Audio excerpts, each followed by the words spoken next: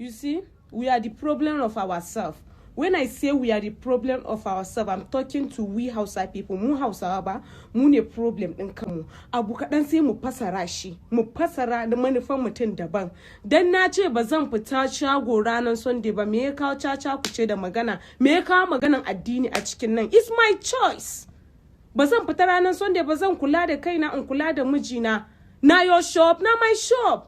So now I post in, I'm not talking to you, bitch. I'm talking to my customer that they have intention of coming to my shop. And single post, I definitely know they are not going to waste their time, to waste their fuel to suzo shago na. Kuzo kuna mu wa'azi, am I looking for your advice? You have to learn how to mind your business. Social media ya baku dama, you people can talk to anyhow people.